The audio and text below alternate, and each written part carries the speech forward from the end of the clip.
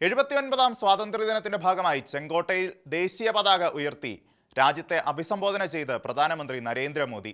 രാജ്ഘട്ടിലെത്തി മഹാത്മാഗാന്ധിയുടെ സ്മൃതി മണ്ഡപത്തിൽ ആദരാഞ്ജലി അർപ്പിച്ചാണ് പ്രധാനമന്ത്രി ചെങ്കോട്ടയിലെത്തിയത്. അഭിമാനത്തിന്റെ ഉത്സവമാണിതെന്നും കോടിക്കണക്കിന് സേനാനികളുടെ സ്വപ്ന സാക്ഷാത്കാരമാണ് സ്വാതന്ത്ര്യമെന്നും മോദി പറഞ്ഞു. പഹൽഗാം ഭീകരാക്രമണവും ഓപ്പറേഷൻ സിന്ദൂറും പരാമർശിച്ച മോദി സൈനികരെ അഭിനന്ദിക്കുകയും ചെയ്തു.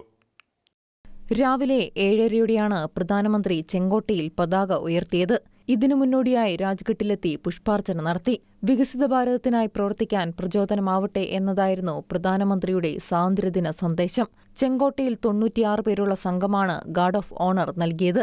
പ്രതിരോധ മന്ത്രി രാജ്നാഥ് സിംഗ്, ആഭ്യന്തരമന്ത്രി അമിത്ഷാ ഉൾപ്പെടെയുള്ളവർ ചെങ്കോട്ടയിലെത്തി. ദേശീയ പതാക ഉയർത്തുന്നതിനിടയിൽ ഹെലികോപ്റ്ററിൽ പുഷ്പവൃഷ്ടി നടത്തി. ഹെലികോപ്റ്ററുകളിലൊന്നിൽ ഓപ്പറേഷൻ സിന്ദൂർ എന്നെഴുതിയിരുന്നു. പതാക ഉയർത്തിയതിനു പിന്നാലെ രാജ്യത്തെ അഭിസംബോധന ചെയ്ത് പ്രധാനമന്ത്രി സംസാരിച്ചു. ആത്മാഭിമാനത്തിന്റെ ഉത്സവമാണ് കൊണ്ടാടുന്നതെന്നും കോടിക്കണക്കിന് മനുഷ്യരുടെ സ്വപ്ന സാക്ഷാത്കാരമാണ് സ്വാതന്ത്ര്യമെന്നും നരേന്ദ്രമോദി പറഞ്ഞു. ഭരണഘടനാ ശില്പികളെയും സ്വാതന്ത്ര്യസമര സേനാനികളെയും മോദി അനുസ്മരിച്ചു. ഓപ്പറേഷൻ സിന്ദൂരിൽ ഇന്ത്യൻ സൈന്യം രാജ്യത്തിന്റെ കരുത്ത് കാട്ടി. 100 കിലോമീറ്റർ വരെ പാകിസ്ഥാനിലേക്ക് കടന്നാക്രമിച്ചു. ഭീകരവാദികൾക്ക് അർഹമായ തിരിച്ചടി നൽകി. ഭീകരതയ്ക്കൊപ്പം നിൽക്കുന്ന പാകിസ്ഥാന്റെ ഉറക്കം നഷ്ടപ്പെട്ടുവെന്നും സൈന്യം ഭീകരവാദികൾക്ക് തക്ക മറുപടി നൽകിയെന്നും മോദി പറഞ്ഞു. ആണവായുധം കാണിച്ച് ഇന്ത്യയെ വിരട്ടാൻ ശ്രമിക്കേണ്ടെന്നും പാകിസ്ഥാനെതിരെ സ്വീകരിച്ച നിലപാടിൽ മാറ്റമുണ്ടാകില്ലെന്നും മോദി പറഞ്ഞു. സിന്ധു നദീജല കരാറിൽ വിട്ടുവീഴ്ചയില്ലെന്നും പ്രധാനമന്ത്രി വ്യക്തമാക്കി. ഇന്ത്യയിലെ ജലത്തിന്റെ അധികാരം ഇവിടുത്തെ കർഷകർക്കാണെന്നാണ് പ്രസംഗത്തിന്റെ പ്രാരംഭത്തിൽ പ്രധാനമന്ത്രി പറഞ്ഞത്. ഓപ്പറേഷൻ സിന്ദൂറിൽ പ്രതിഫലിച്ചത് ഇന്ത്യയുടെ സ്വയം പര്യാപ്തതയാണ്. ഇന്ത്യയുടെ ആണവോർജ്ജ ശേഷി 10 ഇരട്ടി വർദ്ധിച്ചെന്നും നമ്മുടെ ആയുധബലം ശത്രുവിനെ അമ്പരിപ്പിച്ചെന്നും മോദി പറഞ്ഞു.